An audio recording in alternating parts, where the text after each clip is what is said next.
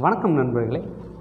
இன்றைக்கி நம்ம பார்க்க போகிற பதிவில் என்னென்னு பார்த்தீங்கன்னாக்கும் எண்களை பற்றிய ஒரு சிறிய கண்ணோட்டம். எண்கள் எந்தெந்த மாதிரி வேலை செய்யுது. நியூமராலஜியில் 9 வரைக்கும் தான் நம்பர்களை அவங்க எடுத்து சொல்லிகிட்டு இருக்காங்க. அதை பற்றி தான் இன்றைக்கி நம்ம பார்க்க போகிறோம். முதல் நம்ம சேனலை சப்ஸ்கிரைப் பண்ணாதவங்க சப்ஸ்கிரைப் பண்ணிக்கங்க, பக்கத்தில் இருக்க பெல் பட்டனை கிளிக் பண்ணிக்கங்க. அப்போ தான் நாங்கள் போடுற ஒவ்வொரு வீடியோக்களும் உங்களுக்கு சேரும். சரிங்களா? இப்போ நம்ம வீடியோக்குள்ளே போகலாம். அதாவது 1லிருந்து 9 வரைக்கும் தான் நியூமராலஜியில் உங்களுக்கு கணக்குகள் சொல்லிகிட்டு இருக்கிறாங்க. அதுக்கு மேலே வரக்கூடிய ஒவ்வொரு நம்பருமே கூட்டி தான் கணக்கு சொல்லுவாங்க. அதாவது 11 அப்படின்னாக்கும் 1 1 2, அப்போ சந்திரன் அதிகமாக இருக்குது அப்படின்னு சொல்லுவாங்க. ஆனால் ராஜநிலையில் அந்த மாதிரி கிடையாது. உங்களுக்கு நீங்கள் ஆரம்பிக்கும் போதே 0 1 அப்படின்னு தான் நீங்கள் எழுதணும். நீங்கள் கவர்மெண்ட் இதுக்கெல்லாம் நீங்கள் போயிட்டீங்கன்னாக்கும் 0 1 0 2 இப்படித்தான் நம்ம போட்டு எழுதுவோம். அப்போ 20க்கு 10க்கு மேலே போயிட்டாலே 11 12 அப்படி தான் நம்ம எழுதணும். அப்போ 1லிருந்து 100 வரைக்குமே ராஜநிலையில் பலன்கள் உண்டு. அப்போ இந்த பலன்கள் எந்த மாதிரி வேலை செய்யுது அப்படின்றது ஆல்ரெடி எல்லா வீடியோலையுமே உங்களுக்கு சொல்லியிருக்கிறோம். அப்போ இந்த எண்களை நாம் பயன்படுத்தக்கூடிய விஷயங்களை நம்ம எடுக்கணும்.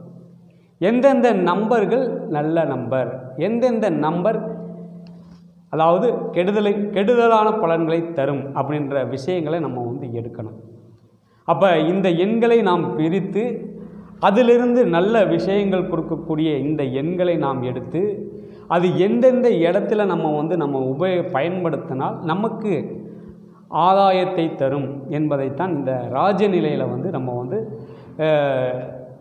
சொல்லிக்கிட்டு இருக்கிறோம். அப்போ இந்த ராஜநிலையின் வாயிலாக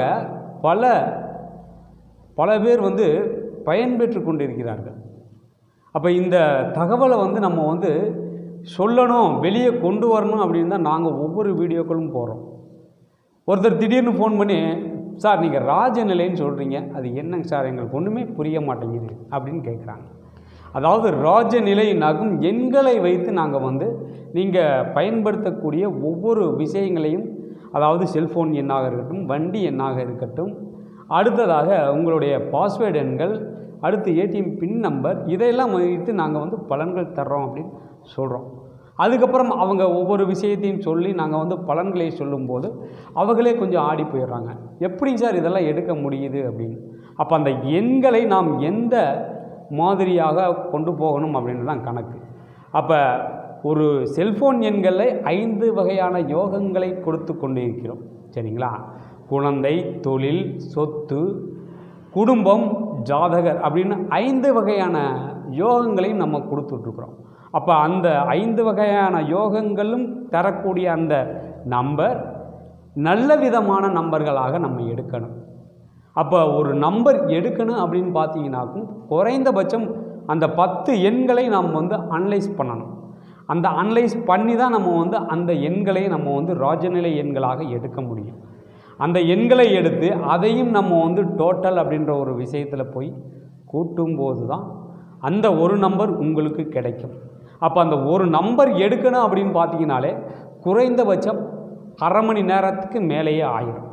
சரிங்களா? அப்போ இந்த எண்களை நம்ம வாங்கி கொடுத்த பிறகும் கூட அவங்க கேர்லெஸ்ஸாக தான் இருக்கிறாங்க. என்ன வந்துருச்சுலாம் நம்மளுக்கு எல்லாமே தேடி வந்துடும் அப்படின்னு தான் நினைக்கிறாங்க. ஆனால் அப்படி கிடையாது. ஒரு எண்களை நாம் எந்த அளவுக்கு நம்ம பயன்படுத்துகிறோமோ அந்த அளவுக்கு நம்மளுக்கு பலன் உண்டு. ஒரு வண்டியே வாங்கியிருக்கோம், டபுள்யூ வாங்கியிருக்கிறோம், நம்ம வீட்டில் வச்சுருக்கோம் அப்படின்னு வச்சுருந்தா அங்கே பிரயோஜனம் இல்லை. அதை நம்ம யூஸ் பண்ணணும், அதாவது பயன்படுத்தணும். எந்த அளவுக்கு எங்கே எடுத்துகிட்டு போனாலும் நம்ம அந்த வண்டியை அதிகமாக பயன்படுத்தணும்.